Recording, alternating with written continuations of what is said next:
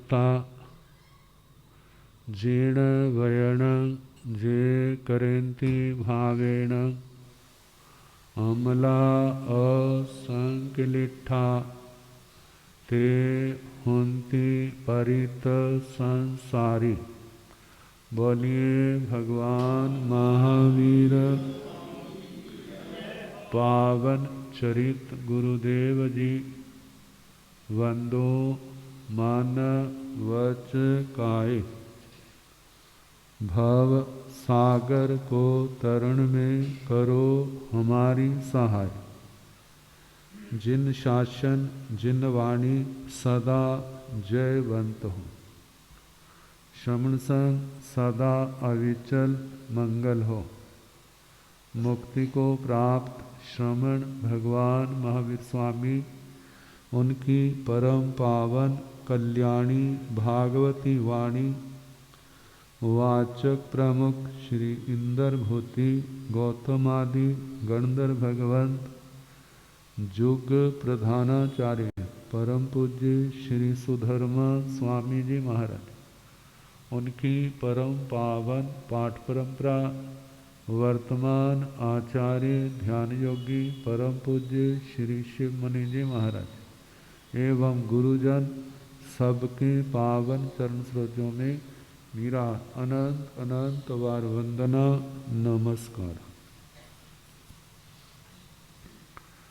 उपस्थित धर्म प्रेमी सज्जनों, माताओं तथा बहनों, नव तत्व में आश्रव संवर और उसमें मिथ्यात्व और सम्यक्त्व,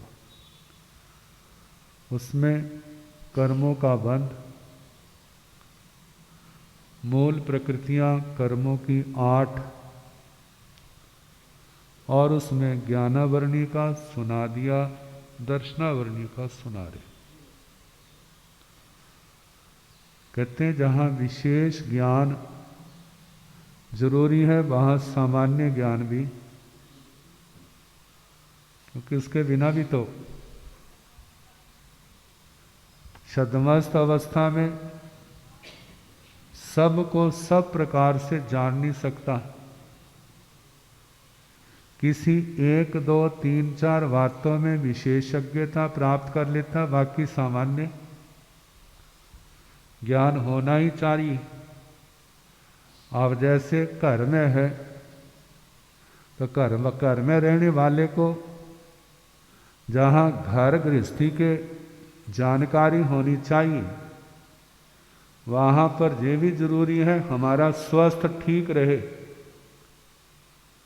हम बीमार ना हो, इस बात का भी ध्यान होना चाहिए। बद परहेजी नहीं करनी। मानो कभी किसी ने बद परहेजी कर ली और बीमार हो गया तो उसकी सामान्य रूप से कुछ पता होना चाहिए पहले पहले क्या, क्योंकि डॉक्टर को सराहने थोड़ा बैठा हुआ है। डॉक्टर तक हम पहुंचने वाले बन जाए तो उसके लिए उसकी जान उतनी तो तैयारी होनी चाहिए। और छोटे मोटे इलाज है, सिर दर्द हो जाए क्या करना, पेट दर्द हो जाए तो क्या करना, वोमिटिंग वमन हो जाए तो क्या करना, लूज मोशन लग जाए तो क्या दवाई होती है, सुन सुन के पता चल जाता है। किसके साथ कैसे मिलना है, कैसे व्यवहार करना, सारी जानकारी होनी चाहिए। एक तो हर स्थान पर तो विशेषज्ञ नहीं हो सकता, लेकिन सामान्य जानकारी जितनी होगी उतना वो क्या होगा, अपने जीवन को आसान बना लेगा। तो कहा जाता है दर्शनावरणी कर्म जो है 6 कारण, तो वही ज्ञान, ज्ञानी ज्ञान के साधन, प्रत्यनिकता, निन्नवता, अंतराय, प्रद्वेष, आशातना, विसंवाद, जोग। लेकिन इसके साथ सामान्य में हमारे जीवन में कितनी बार आ जाता है, कितनी बार दूसरों को संबोधन कर देते हैं, तू अंधा है, तू बहरा है, तेरे हाथ टूट गए हैं, तेरी टांगों को क्या हो गया है, कितना कुछ, तू पत्थर दिल है, तू कैसा है। ऐसे शब्दों का प्रयोग करना जो दूसरे की आत्मा को, दूसरे के मन को आहत करने वाले। अब ऐसे शब्द जो है उसी रूप में आ जाते हैं। ये तो केवल व्यक्ति के समान दूसरे कितनी बार कहें तू तो गधा है, तू तो कुत्ता है, तू फलाना है, कितना कुछ कह देते हैं। कितने झूठे दोषारोपण लगा देते हैं। जैसे किसी समय घर के अंदर बच्चा था, कोई उसको गधा कहे, कोई उसको कुत्ता कहे,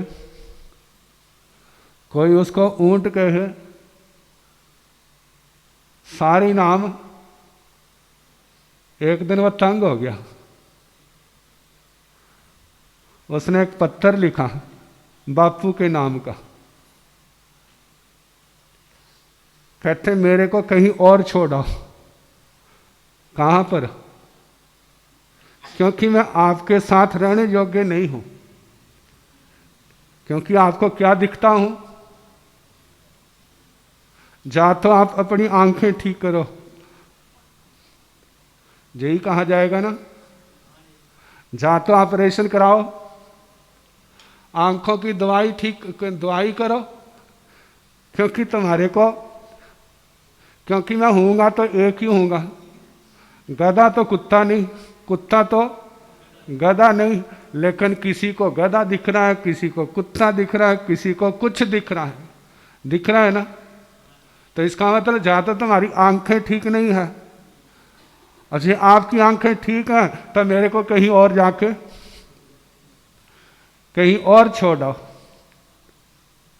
अब ऐसे मजाक,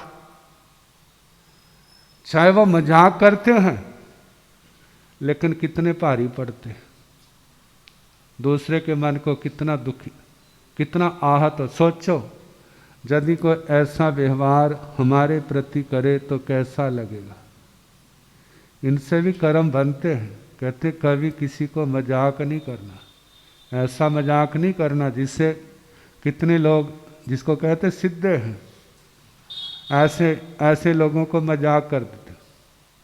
गुरुजी हमारे कहा करते थे, कहते कि भाई सीधा था तो किसी ने कहा अरे तू जहां क्या कर रहा है, तेरा तो फलाने राजे ने तेरे वास्ते इतनी मेमे भेजी हैं और तेरा इंतजार कर रही है रेलवे स्टेशन पर। कहते हैं और वो कहां चला गया? रेलवे स्टेशन पर पहुंच गया। कहते तू जहां कैसे आया? कहते फलाने राजे ने मेरे वास्ते इंग्लैंड से इतनी मेमे भेजी हैं, मैं उनको लेने आया हूं। और समझ गए पूछने वाला, किसी ने इसके सिद्धेपन का क्या किया है? कहते अरे ऐसा नहीं है, तेरे को मूर्ख बनाया उन्होंने। उसको प्यार से समझाया और उसको वापिस कर दिया। कहते अच्छा, अब वो किसी को क्या कहे? कहा कहने वाले ने तो मजाक कर दिया, लेकिन कर्म कैसे बंदे वाला। एक दिन और भी होता है ना, 1 अप्रैल। गुरुजी महाराज कहा करते थे, रायकोट में बड़े संतों की सेवा में थे, तो 1 अप्रैल वाले दिन किसी ने बाजार में अफवाह फैला दी, गुरुजी का नाम लेके वो अपने बड़े मारे से लड़के बिहार करके, उनसे लड़ करके क्या करके वो बिहार करके। जिसने भी सुना तो सबकी नजर कहाँ पहुंच गए? स्थानक में। कहते महाराज आप बिहार कर रहे हो? कहते किसने कहा? कहते वो कह रहा है, और जो भी है कहते वो कह रहा है, वो कह रहा, उसने कहा, उसने कहा। कहते कमाल की बात है। फिर किसी के ध्यान में आया आज तो कौन सी अप्रैल है? आज तो 1 अप्रैल है। लेकिन दूसरे को भ्रमित करके उसको क्या मिला? लेकिन कर्म कितने बांधे। ऐसे सोचो कितनी बार आप 1 अप्रैल मना लेते हैं और जो नई बातें होती वो क्या है? कितनी बार झूठे टेलीफोन कर देंगे, उसका एक्सीडेंट हो गया, वो फलाने हॉस्पिटल में है, और क्या होंगे वो घर वाले वहाँ पर चक्कर लगाएंगे। कहा जे मजाक कैसा पड़ेगा, कैसे कर्म बनते हैं। एक सूझबूझ वाला समझदार ऐसे काम नहीं करता। यदि करता है तो इसका मतलब वो समझदार नहीं है। तो इन कारणों से ऐसे कर्म, मानो अंधा कहाँ है तो क्या होगा, अंधा बनना पड़ेगा। वैरा कहाँ है तो वैरा बनना पड़ेगा। तेरी टांगें टूट गई तो तेरी टांगें टूट गई, तेरी टांगें तोड़ दूंगा तेरी क्या होगा, वो टांगें टूटने वाली अवस्था आएगी। तेरे हाथ टूट गए हैं वैसी स्थिति आएगी। कहते हैं कुत्ता है गधा है तो इसका मतलब कुत्ता बनने की तैयारी कर लें, गधा बनने की तैयारी कर लें, और जिस समय बनेगा तो क्या होगा, जो ही तेरे को कहेगा वो गधा आ गया, वो कुत्ता आ गया है। क्योंकि जैसा व्यवहार किया है, एक हाथ से दिया है, वैसा ही तेरे को सामना करना पड़ेगा। तो कहा जा रहा है कि जे कर्म दर्शनावरणी कर्म 9 प्रकार से भोगा जाता है। एक विभाग तो है इसका नींद का, और एक का इंद्रियों से आत्मा से संबंधित है। निद्रा निद्रा निद्रा, प्रचला प्रचला प्रचला, स्त्यान गृद्धि निद्रा, ये 5 प्रकार की नींद होती। निद्रा तो ऐसी नींद है सुखपूर्वक आती है और सुख से खुल जाती, करवटें नहीं बदलनी पड़ती, आराम से सो गया और आराम से उठ गया। माना थोड़ी देर सोया है और उठ भी गया है तो उसके ऊपर कोई दिमाग पर आंखों पर बोझ नहीं है, आलस नहीं है, और जब फ्री होगा दोबारा फिर सो जाएगा। मतलब सुखपूर्वक जो नींद आती है। और निद्रा निद्रा प्रगाढ़ निद्रा, ऐसी नींद सोया है पास में ढोल भी खड़के ना, उसकी सेहत पर कोई असर नहीं पड़ता। पास से खूब धूम धड़ाके के साथ शोभा यात्रा निकल गई है, बारात निकल गई है, लेकिन उस भगवान को कोई पता नहीं है। कहते हैं ऐसे सोया है घोड़े बेच के, जैसे मुर्दे की तरह पड़ा है। मतलब इतनी गाढ़ी नींद है। ये जो नींद है पाप के उदय से आती। दर्शनावरणी कर्म, सोना आत्मा का गुण नहीं है। जो आत्मा इस कर्म से मुक्त हो जाती है उसको नींद नहीं आती।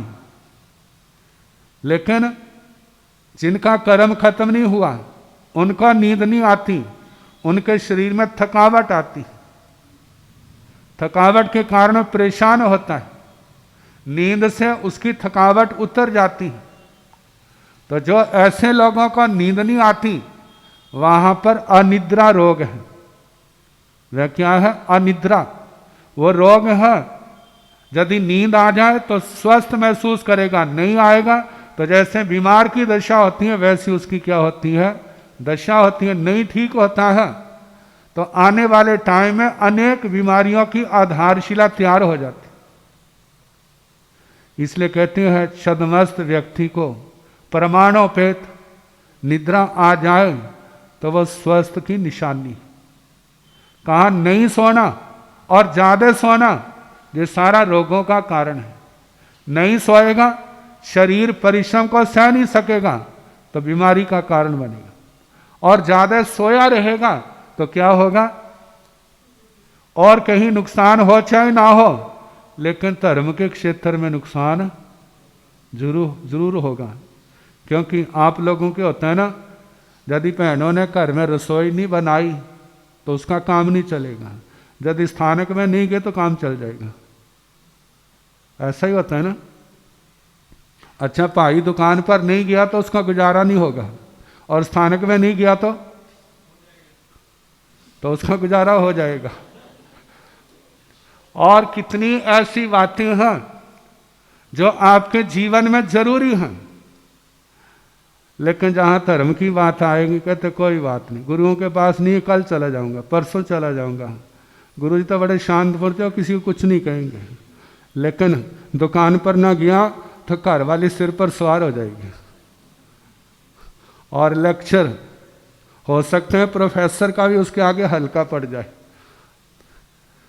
और कैसा अनुभव पूर्ण होगा, दुकान पर नहीं जाओगे, जो बच्चे हैं इनको खिलाएंगे कहाँ से, चूल्हा चौका कहाँ से जलेगा, कोई रिश्तेदार आएगा उसको खिलाएंगे कहाँ से, तुम्हारी इज्जत जाएगी। मेरा क्या है, मैं भूखी रह लूँगी, मेरा कुछ नहीं बनता, मेरा कुछ नहीं बिगड़ेगा। लेकिन किसका बिगड़ेगा? ये सारे लेक्चर किसके लिए होंगे भला? जो अपनी ड्यूटी नहीं निभा रहा। कहाँ वह ड्यूटियाँ नहीं निभाते हैं तो कितने लोग सवार हो जाएंगे, लेकिन आप धर्म पर स्थान पर नहीं जाते तो क्या कोई सवार होते हैं भला? फिर कोई नहीं, वो क्या होंगे? तो इसका नुकसान किसका होगा? ज़्यादा नींद का नुकसान कौन से क्षेत्र में होगा? धर्म के क्षेत्र में। कहते हैं जो सुबह उठ जाता है, जल्दी उठ जाता है, जल्दी सो जाता है, जल्दी उठ जाता है, दिमाग शांत होता है, उसकी माला भी हो जाती है, उसका स्वाध्याय भी हो जाता है, उसकी समायिक भी हो जाती है।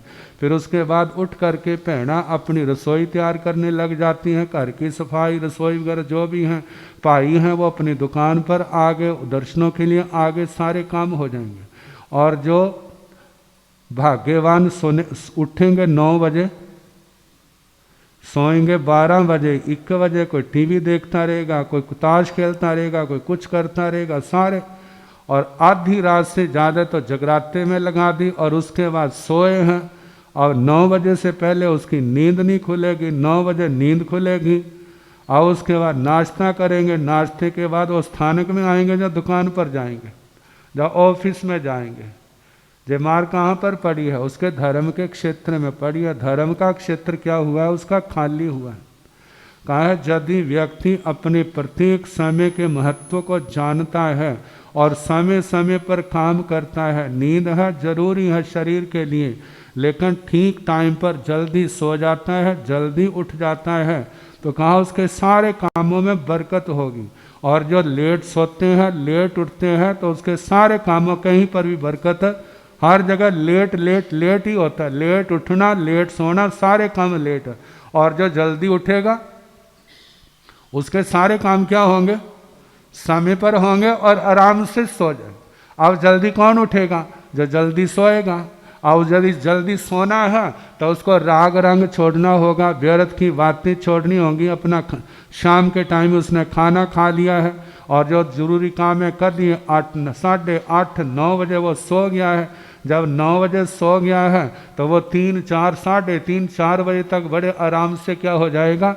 उठ जाएगा। नींद उसकी पूरी हो जाएगी और उसके कारण से दिमाग उसका शांत होगा, सिर पर कोई बोझ नहीं होगा। कोई भी काम करेगा, माला करेगा तो उसमें मन लगेगा, समाय करेगा उसमें मन लगेगा, स्वाध्याय करेगा उसमें मन लगेगा। और मानो 12 बजे सोया है और 5 बजे उठ गया है, अब लेने के लिए गुरुओं ने तो नियम कराया और उसका पालन तो करना ही है।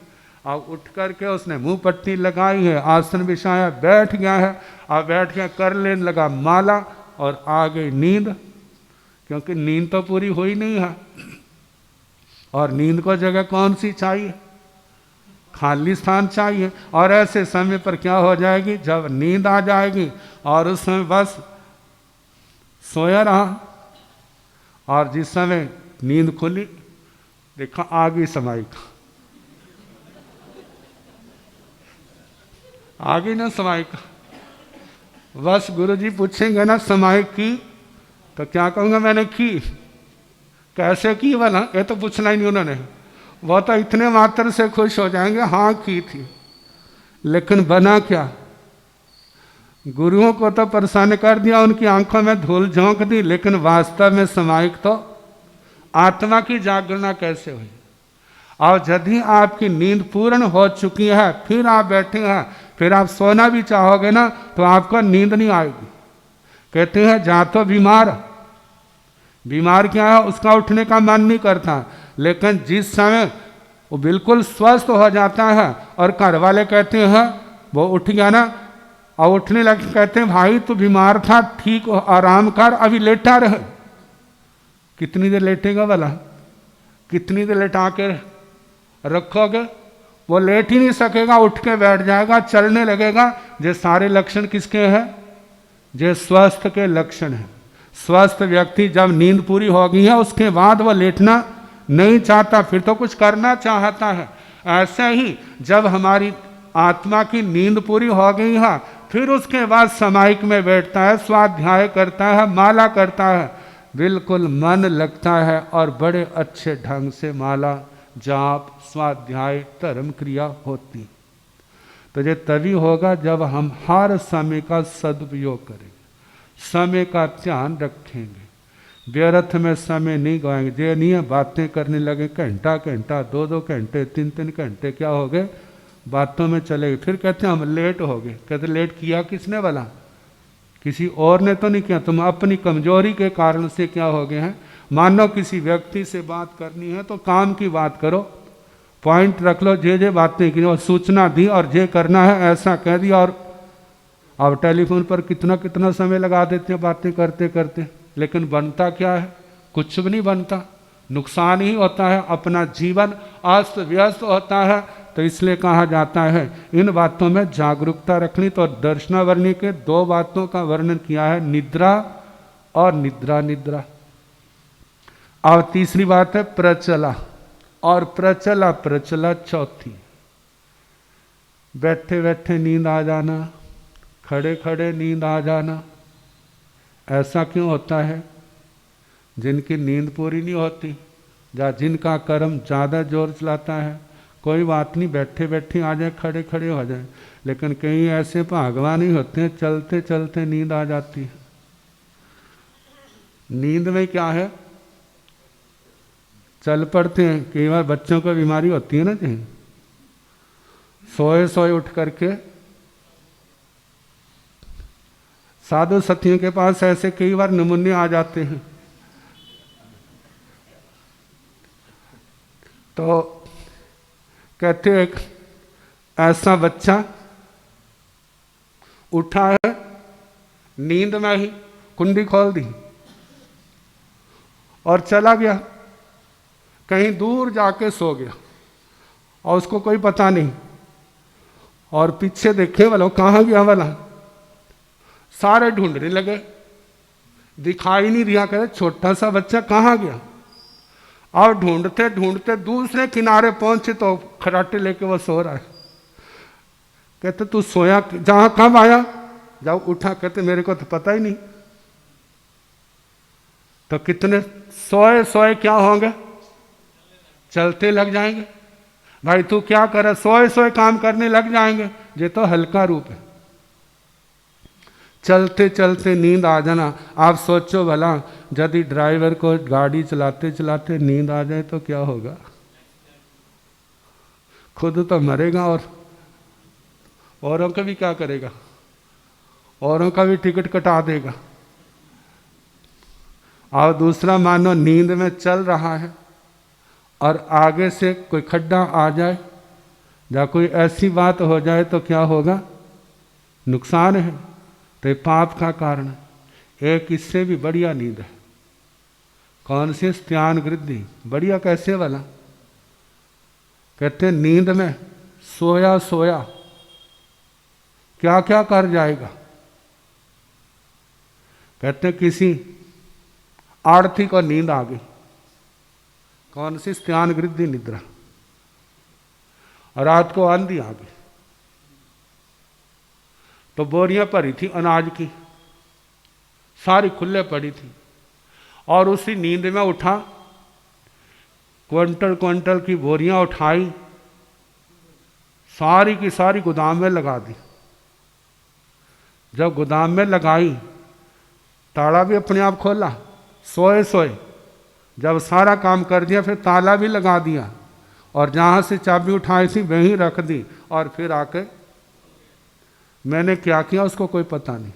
अब सुबह उठा, मौसम तो बदला देखा लेकिन बोरी कोई भी नहीं। और उसने शोर मचा दिया। कहते ऐसा डकैत कौन आया, सैकड़ों बोरियां उठा के कहाँ ले गया। और बेचारे का मुंह उड़ा हुआ है। लोग देखते कहते क्या हुआ, कहते तुम्हें दिखता नहीं है? कितनी अनाज की बोरियां थी, कहां गई? कहते हैं तो कोई भी दिखाई नहीं दे रही। कौन ले गया? कहते मेरे को ही पता नहीं। अब करते करते चारों ओर शोर पड़ गया। अब कोई गोदाम में जाने का काम पड़ा और उसने चाबी ली। जब ताला खोला तो क्या देखा? कहते जो कौन रख गया? ये काम कैसा अच्छा है बुरा है? कहते इतना काम हो गया, मजदूर को मजदूरी दे, कहां से ताकत आ गई? कहते इस नींद में जो सामान्य व्यक्ति है उसके अंदर भी जितनी ताकत है उससे 6-7 गुना ताकत आ जाती। और यदि वज्र ऋषभ नाराज संग्रहण का धनी है तो इतनी ताकत आ जाती है जितनी वासुदेव में होती है ना, उससे आधी। और जैसे जैसे आप देखते हैं ना, वेट उठाने वाले, एक जगह थी वेट लिफ्ट में ऐसे उठाने वाले का चैंपियन। कहते इतने क्विंटल में बोझ उठा लेती हूँ। तो अपने संत ने पूछा, कहते अपने घर वाले को उठा ले? कहते ऐसे तो मैं 3-4 उठा लूँ एक ही बार में।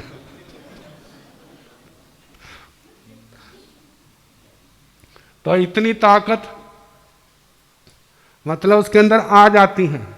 और कहा जाता है जिसके अंदर वासुदेव से आदि ताकत है, वज्र ऋषभ नाराज से गहन वाला है, ऐसा उस नींद के अंदर काल कर जाए तो नियम से नरक में जाए, क्योंकि इतने परिणाम क्रूर।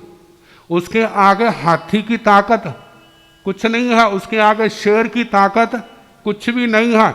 एक मुक्का मारेगा उसके दांत तोड़ देगा, हाथी के भी और शेर के भी, और बेचारे को भागना पड़ेगा। इतनी ताकत इस नींद में आ जाती। लेकिन इसमें उल्टे काम भी हो जाते हैं। मानो नींद में गुस्सा आ गया ना, किसी की गला भी दबा देगा।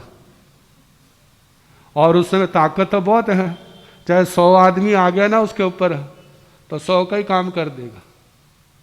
और इसी नींद में सोए सोए जितनी भी घर की ज्वेलरी थी ना सारी इकट्ठी की